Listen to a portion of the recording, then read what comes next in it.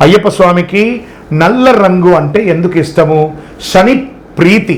ఈయనకి ఏమన్నారు? శని ఈశ్వర శబ్దం కలిగిన వాడు కదా. ఆ శనీశ్వరుడు కూడా స్వామివారికి దాసులు. ఎలా అయినప్పుడు శని బాధా వినాశాయ ఘోర సంతాపహారిణే కనకాలయ వాసాయ భూతనాదాయ తే నమః. ఆ శని ఈశ్వర శబ్దం కలిగినట్టున్నాడు. ఈ స్వామివారిని పూజించడం వల్ల అర్ధాష్టమ శని, అష్టమ శని, కంఠ శని, 7.5 7.5 శని, జన్మ శని, అన్ని శని దోషాలన్నీ కూడా తొలగిపోతాయి.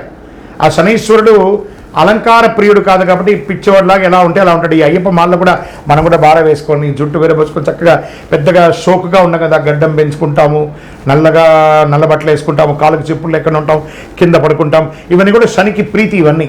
అవన్నీ కూడాను చేయడం వల్ల స్వామికి చాలా ఇష్టం. ఒక నలుపే కాదండి, ఆయనకి కూడా నీల వస్త్రధారియే శరణం అయ్యప్ప నిత్య బ్రహ్మచారియే శరణం అయ్యప్ప. స్వామివారి వస్త్రంలో ఏమేమన్నారు?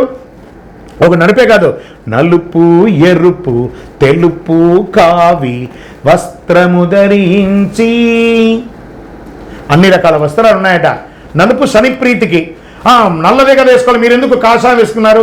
కాషాయం చెప్తున్నా కదా, ఆయన వస్త్రంలో ఒకటి. మరి దేవాలయంలో అర్చకులందరూ సాక్షాత్ శబరిమలలో ఉన్న అయ్యప్ప స్వామి దేవాలయంలో కూడా స్వామిని తాకి పూజించే వాళ్ళు నలుపు వేసుకోవట్లేదే, తెల్ల వస్త్రమే కదా ధరిస్తున్నారు.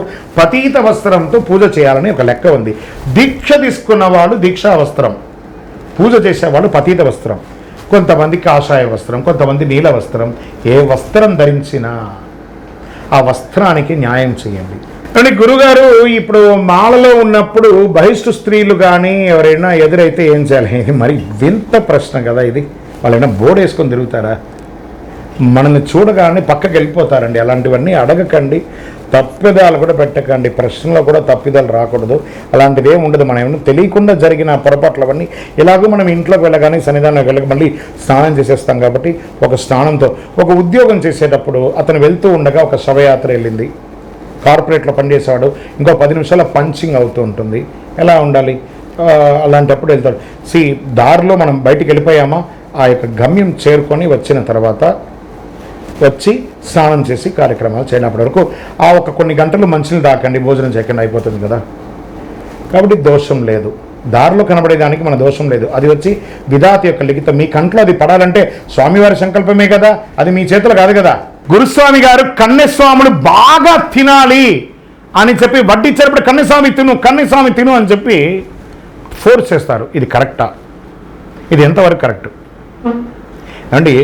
వాడు ఎక్సెల్ పొట్ట ఉందనుకుందాం. మామూలుగా కన్యస్వామి ఉంటే కూడా అది ఎక్సెలే ఉంటుంది, కానీ అది 4XL కాదు. వాడు ఎంత తింటాడో అంతే తింటాడు. వడ్డిచ్చేవాడు సొమ్ము కాదు కదా అది. ఆ పూజ చేసే దాత ఎక్కడో ఉంటాడు. వీడు దారిలో పోయే దానయ్య ఒక్కొక్క బకెట్ తీసుకొచ్చి కన్యస్వామి తిను ఫోర్స్ చేస్తూ ఉంటాడు. ఆ స్వామి తినాలా తెలియదు, తినకూడదా తెలియదు, ఎక్కువైపోతే వాంతికి వస్తుందా తెలియదు. ఎందుకురా ఈ మాల వేసుకున్నాం, ఎందుకురా పూజకు వచ్చామని వాడు ప్రతిరోజు బాధపడడం. ఇలాంటివన్నీ చేయకండి. ఇక మీద కన్యస్వామిగా ఉన్న వాళ్ళు నా వీడియో చూస్తున్నా చెప్పండి, ఎవరైనా మిమ్మల్ని ఫోర్స్ చేసి బలవంతంగా వడ్డించారా, వాడి చేతిని లాగి అలా మీ ఆకులు కూర్చోబెట్టేసి మీరు లేవండి, తినని చెప్పండి. ఏం దోషం లేదు దానివల్ల. మీ కన్యస్వామిని తర్వాత ఎక్కువ తినలేదు. సాత్విక ఆహారం కొంచెమే తినండి. మీరు తినరనుకుంటే చెయ్యి అడ్డంగా పెట్టండి, నేను తినను అని చెప్పండి. ఏ దోషం లేదు దానివల్ల. ఆ గిన్నెలో ఉంటే 10 మందికి పేదవాళ్ళకి ఆకలి అవుతుంది, కానీ ఆకులో ఉంటే కుక్కలు కూడా ముట్టవండి. స్వామి గురుస్వామి యొక్క అయ్యప్ప స్వామి ఈ పట్టబంధం ఇక్కడ వేశారు చూస్తారా, ఈ పట్టబంధం ఇక్కడ ధరించున్నారు కదా, దీని అర్థం ఏంటి? దీన్ని పట్టబంధం అంటారు. ఎందుకు ఇది ధరించారు? దానికి ఏమైనా విశేషం ఏమైనా ఉందా? దీనికి శాస్త్ర ప్రమాణం ఏమైనా ఉందా అంటే, పందల రాజా వారికి ఈయన వరం ఇచ్చారు.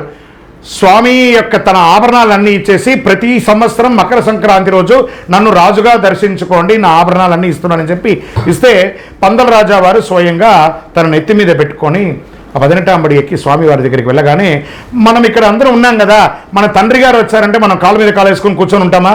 ఏం చేస్తాము? వెంటనే లేచి వారికి ఒక చారు ఇస్తాం కదా.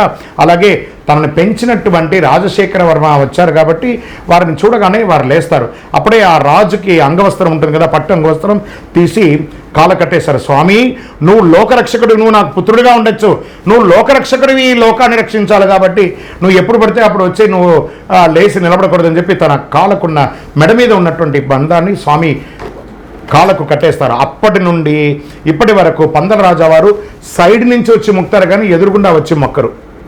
ఆ పట్టబంధం యొక్క విశిష్టత మన కోసం ఈ కలిలో ఉన్న భక్తులందరూ కూడా క్షేమంగా ఉండాలి, స్వామి అనుగ్రహం ఇవ్వాలని పందల రాజా వారు కట్టిన వస్త్రమే ఈ యొక్క పట్టబంధం, కాలబంధం. శరణమయ్యప్ప. గురుస్వామి గారు దీక్షలో ఉండగా మాల తెగిపోతే లేదా ఎక్కడైనా పడిపోతే ఏమైనా అవుతుందా, దోషమైపోతుందా, ఏమైనా అపరాధం జరిగిపోతుందా అంటే, ఒక స్త్రీ తన మాంగళ్యాన్ని ఎలా కాపాడుతుంది, కళ్ళగద్దుకొని ఎలా పెట్టుకుంటుంది, కళ్యాణం అయినప్పటి నుంచి అది ఎప్పుడు పెరుగుతుందో కూడా తెలియదు, చాలా జాగ్రత్తగా చూసుకుంటుంది ప్రతి స్త్రీ. ఇది వచ్చి మాంగళ్యాన్ని జాగ్రత్తగా చూసుకునే వాళ్ళకే కానీ తీసి తాలిబొట్టుని పక్కన పెట్టే వాళ్ళకి కాదు. ఇది మాంగళ్యాన్ని కళ్ళగద్దుకొని చూసుకునే వాళ్ళు ఇంకా ఉన్నారు. అలాగే మనం మాల వేసుకునేటప్పుడు అందులో ఒక ముద్ర మాల ఉంటుంది, ముద్ర ఉంటుంది, అయ్యప్ప ముద్ర. మనం కళ్ళగద్దుకొని ఆరతి ఇచ్చినప్పుడు, బొట్టు ఇచ్చినప్పుడు ఆ మాలను చూసుకుంటాం కదా, అదే జాగ్రత్తగా చూసుకోవాలి. అందుకే తోడు మాల అని చెప్తారు. రెండో మాల, ఒక మాల తెగిపోయినా ఇంకో మాల కాపాడుతుంది కాబట్టి ఆ తోడు మాల ఉండాలంటారు. టెక్నికల్గా తెగుతుందే కానీ కావాలని ఎవరు పెంచేది కాదు కాబట్టి ఆ ఒక మాల తెగడం వల్ల దోషం అంటూ ఏం లేదు. ఇమీడియట్గా దాన్ని ఇంకొక మాల మార్చుకొని వేసుకోండి. దాన్ని అపార్థంగా భావించకండి. దానివల్ల అయ్యప్ప వచ్చి డైరెక్ట్గా నువ్వు మాల తెగిపోయింది అని చెప్పి సూనం తీసుకొచ్చి విల్లంబు పెట్టుకుని మనల్ని పొడిచి మనకేమో అనర్థాలు ఏం చేసాడు. అలాంటి అపోహ ఉంటే తీసేసేయండి. అందుకే 2 మాలగా వేసుకోండి. అందుకే మీరు వేసుకునే మాల బాగుందా, బందోబస్తుగా ఉందా అని చెప్పి ఎక్కడో షాప్లో కొనుక్కొచ్చి వేసేయకండి.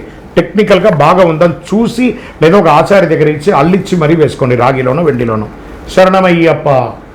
అయ్యప్ప ఏ జన్మలో పుట్టారు అంటే ఏ యుగంలో పుట్టారు, అయ్యప్ప పుట్టుకలో ఏమైనా రహస్యాలు ఉన్నాయా అంటే ఏ యుగమో తెలియదండి.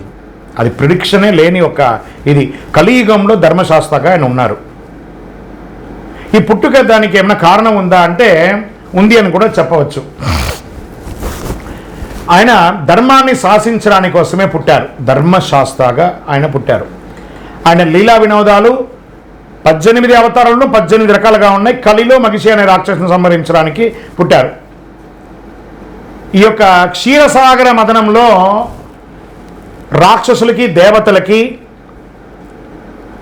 ఆ అమృతాన్ని చిలకడానికి కోసం వాసుకి తాడుగాను, మేరు పర్వతం చిలుకుగాను, సముద్రం కింద కూర్మ అవతారంలో మహావిష్ణువు దాన్ని కాపాడుతూ చిలుకుతున్నప్పుడు అమృతం వచ్చిన సమయంలో రాక్షసులకి అమృతం వెళ్తే అట్టహాసం అవుతుందనే ఉద్దేశంతో మోహిని అవతారంలో మహావిష్ణువు వచ్చి వారికి మాయమాటలు చెప్పి చక్కగా అమృతాన్ని ఇచ్చేసిన సమయంలో శివ విష్ణువుల యొక్క కలయికలో స్వామివారు వారి యొక్క చెమట బిందువు ద్వారా కలిసినటువంటి వారు అన్నమాట స్వామివారు.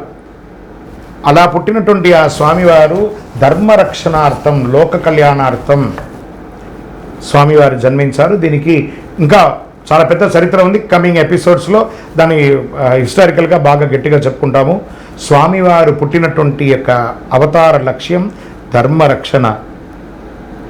ధర్మరక్షణకై అవతరించిన కర్మఫలములను అని ఎంత అనుగ్రహం ఇచ్చినటువంటి వారంటే ధర్మరక్షణ కోసమే మాత్రమే ఆయన జనించారు.